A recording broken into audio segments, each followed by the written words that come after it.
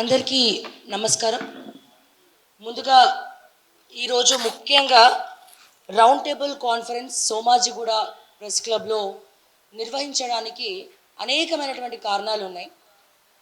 మొన్న రవీంద్ర భారతిలో సీనియర్ జర్నలిస్టులందరికీ కూడా ఇళ్ల పట్టాలు, ల్యాండ్ స్థలాల పట్టాలు పంచుకుంటూ ముఖ్యమంత్రి వర్యులు అనుముల రేవంత్ రెడ్డి గారు చేసినటువంటి వ్యాఖ్యలు, యూట్యూబ్ గురించి చేసినటువంటి వ్యాఖ్యలు, జర్నలిస్టుల గురించి చేసినటువంటి వ్యాఖ్యలు అందరినీ కూడా కించపరిచే విధంగా ఉన్నాయని చెప్పి కూడా మనందరికీ కూడా తెలుసు.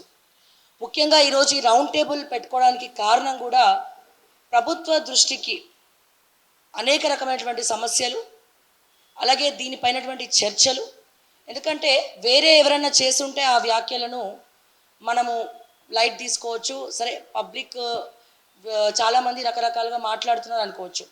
ముఖ్యమంత్రి అనగానే ఆ చైర్కి ప్రత్యేకమైనటువంటి స్థానం ఉంది. సో హానరబుల్ సీఎం గారి నుంచి మాట్లాడినటువంటి ఆ మాటలు అందరూ కూడా ఇప్పుడు కన్సిడర్ చేస్తున్నారు కాబట్టి సో దీని గురించి ప్రత్యేకమైనటువంటి చర్చ సోమాజిగూడ ప్రెస్ క్లబ్లో ఓకే టీవీ ఆధ్వర్యంలో అందరూ సోషల్ యాక్టివిస్ట్, ముఖ్యంగా ప్రజలకు ఏ సమస్య వచ్చినా ముందుండి కొట్లాడే అందరూ కూడా ఈరోజు మా తోటి యూట్యూబ్ ఛానల్స్ మిత్రులందరినీ కూడా ఆహ్వానించడం జరిగింది.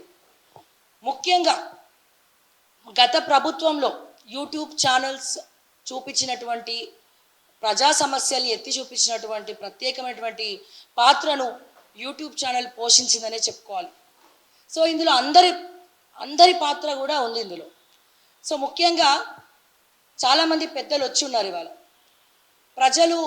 ప్రజలకి ఇబ్బంది కలిగిన, లేకపోతే ప్రభుత్వంలో ఉన్నటువంటి విద్య కావచ్చు, వైద్యం కావచ్చు, ఉద్యమకారులు కావచ్చు, రకరకాల అంశాల గురించి ప్రతిసారి అంటే ఏ ప్రభుత్వం వచ్చినా ఏదొచ్చినా కొట్లాడి మేమున్నాము ప్రజల కోసం, ముఖ్యంగా తెలంగాణ ప్రజల కోసం మేము ఉన్నాము అని చెప్పి ప్రతిసారి వాయిస్లు ఇచ్చే అందరూ కూడా ఈరోజు పిలవడం జరిగింది.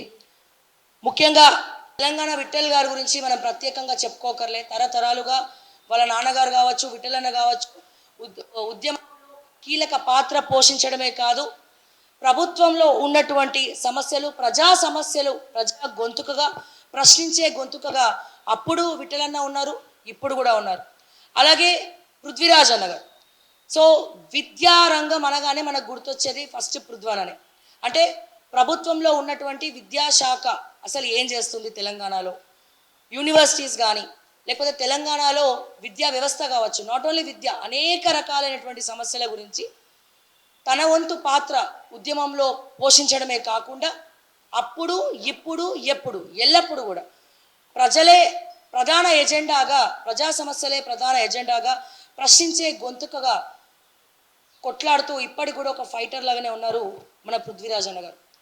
అలాగే సీనియర్ పాత్రికేయులు, సీనియర్ జర్నలిస్ట్ కప్పర ప్రసాద్ గారు పిలవగానే ఈ చర్చలో పాల్గొనడానికి అందరి కోసం రావడం జరిగింది. అండ్ అలాగే టీడీపీ స్పోక్స్ పర్సన్ లతా గారు రావడం జరిగింది.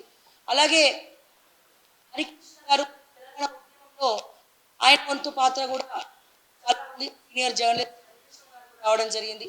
అలాగే మిగిలిన ఛానల్స్ ముఖ్యంగా మాట్లాడుకోవాలంటే మహిపాల్ యాదవ్ గురించి కూడా స్పెషల్గా చెప్పాల్సినటువంటి అవసరం లేదు.